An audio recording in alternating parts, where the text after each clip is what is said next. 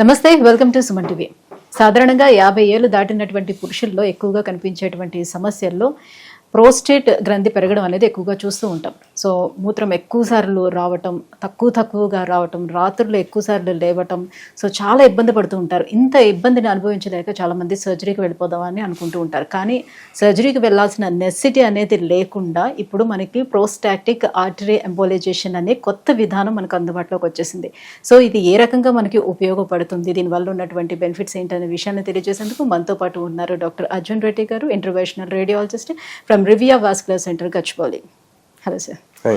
Sir, prostate గ్రంథి అనేది పురుషుల్లో ఎందుకు పెరుగుతూ వస్తుంది, అది కూడా 50 తర్వాత ఎందుకు వాళ్ళకి అవుతుంటుంది? ప్రాస్టేట్ అంటే ఒక చిన్న ఒక వాల్నట్ షేప్డ్ ఆర్గన్ గ్రంథి.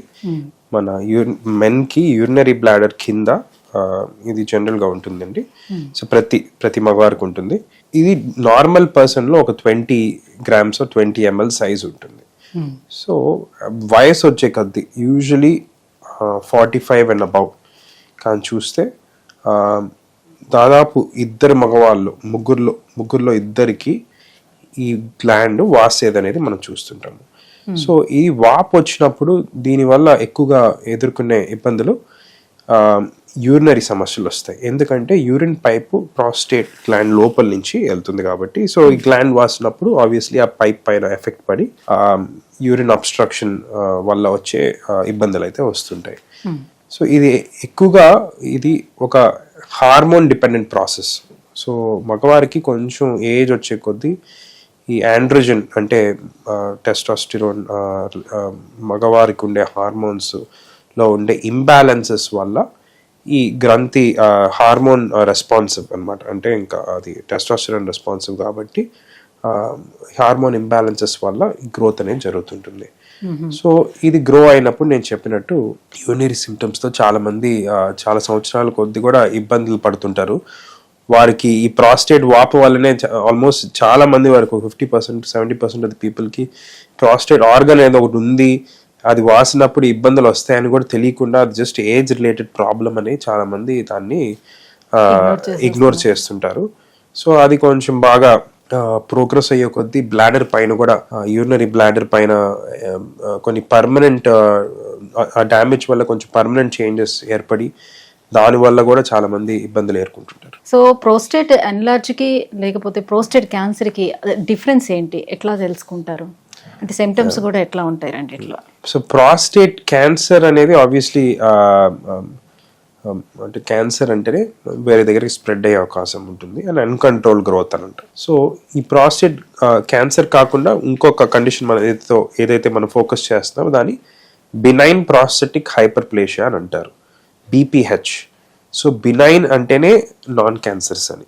సో బినైన్ ప్రాస్టెటిక్ హైపర్ప్లేషియా అంటే ఎన్లార్జ్మెంట్స్. BPH అనేది మెడికల్ టర్మినాలజీలో నాన్ క్యాన్సరస్ ప్రాస్టేట్ ఎన్లార్జ్మెంట్ కి వాడే టర్మ్ అనమాట. సో మెయిన్ థింగ్ ఏంటంటే క్యాన్సర్ గాని ఉంటే ఒకవేళ ఈ PSA ప్రాస్టేట్ స్పెసిఫిక్ యాంటిజెన్ అని ఒక బ్లడ్ టెస్ట్ ఉంటుందండి.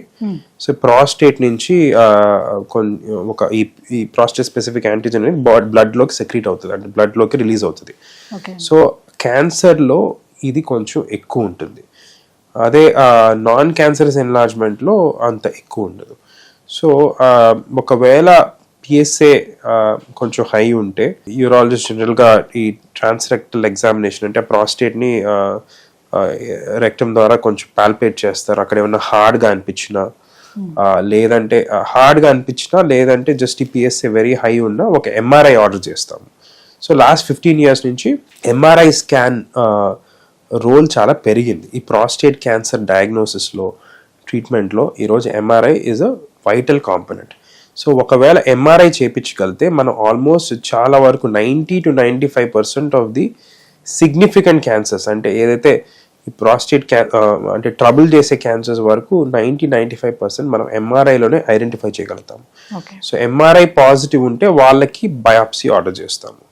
సో బయాప్సీలో ఫైనల్ కన్ఫర్మేషన్ వస్తుంది క్యాన్సర్ అని. అదే MRI నార్మల్ ఉంటే just non specific prostate PSA elevation అంటే ఈ గ్రంథి వాసిన దాని వల్ల కొంతమందికి PSA అనేది పెరుగుతుంది, లేదంటే ఇన్ఫెక్షన్స్ ఏమన్నా ఉన్నా, ప్రాస్టేటిక్ ఇన్ఫెక్షన్ ఉన్నా ఈ పిఎస్ఏ పెరుగుతుంది. సో ఈ ఎంఆర్ఐ ద్వారా వీటిని డిఫరెన్షియేట్ చేయగలుగుతాం. ఇంతకు ముందు వీటికి సంప్రదాయ చికిత్సలు ఏ రకంగా ఉండేది, సర్జరీ చేస్తే దాంట్లో కాంప్లికేషన్స్ ఎలా ఉండేది, ఇప్పుడు అందుబాటులోకి వచ్చినటువంటి ఈ పిఐ ట్రీట్మెంట్ ఎలా చేస్తారు? ట్రెడిషనల్ గా ఈ ప్రాస్టేట్ ఎన్లార్జ్మెంట్ ని TURP అనే ఒక ప్రొసీజర్ ద్వారా యూరాలజిస్టులు ట్రీట్ చేస్తుంటారు. ఇప్పుడు కూడా ఈ రోజుకి కూడా అది చేస్తున్నారు. చాలా వరకు widely practice and accepted methodology. Okay. So దాంట్లో యూరిన్ పైప్ ద్వారా సిస్టోస్కోప్ వాడి ప్రాస్టేట్ని కొన్ని లూప్స్ వాడి కానీ, కొంతమందికి లేజర్ ప్రాస్టెక్టమీ కూడా చేస్తుంటారు. సో లేజర్ వాడి కానీ ఈ లూప్స్ వాడి ప్రాస్టేట్ని కట్ చేస్తుంటారు.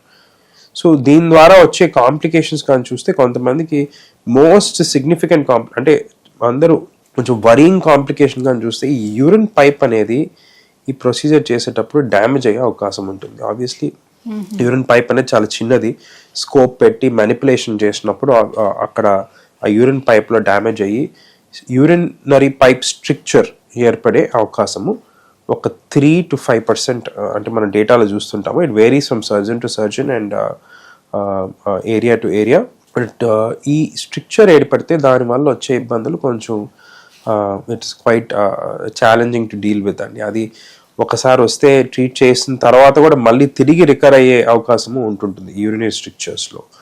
సో మళ్ళీ మేజర్ మళ్ళీ సర్జరీస్ చేయించుకోవాల్సిన అవసరము, అదొక అంటే క్రానిక్ లైఫ్ లాంగ్ ప్రాబ్లం అయ్యి చాలామంది దానివల్ల కెథీటర్ పైన డిపెండ్ అయిపోయి కెథీటరైజ్డ్ కావాల్సిన అవసరం కూడా చూస్తుంటాము. సో అంత కామన్ కాదు, కానీ వస్తే ఇబ్బంది కొంచెం చాలా it's difficult condition to treat. అదే కాకుండా ఈ ఆల్మోస్ట్ 80-90% ఆఫ్ ద పేషెంట్స్కి ఒకసారి ఈ సర్జరీ చేసిన తర్వాత వీర్యం అనేది బయటికి రాదు. So it reverses in to the bladder. దీన్ని రెట్రోగ్రేడ్ ఎజాక్యులేషన్ అని అంటారు. సో వీర్యం బయటికి రాదు. ప్లస్ చాలా తక్కువ మందికి రేర్గా కొన్నిసార్లు ఎరెక్టైల్ డిస్ఫంక్షన్ కూడా అయ్యే అవకాశం ఉంటుంది.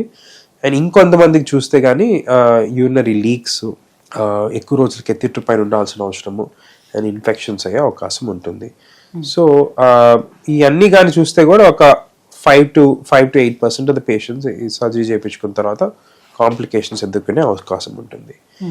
ఇప్పుడు ఈ ఇష్యూస్ వల్ల కొన్ని మినిమలీ ఇన్వేజివ్ ట్రీట్మెంట్ ఆప్షన్స్ కూడా ఇప్పుడు లాస్ట్ 15 years నుంచి బెస్ట్ థెరపీస్ అని అంటున్నారు. సో ఈ మినిమలీ ఇన్వేజివ్ ఆప్షన్స్ కూడా ముందరకు వచ్చినాయి.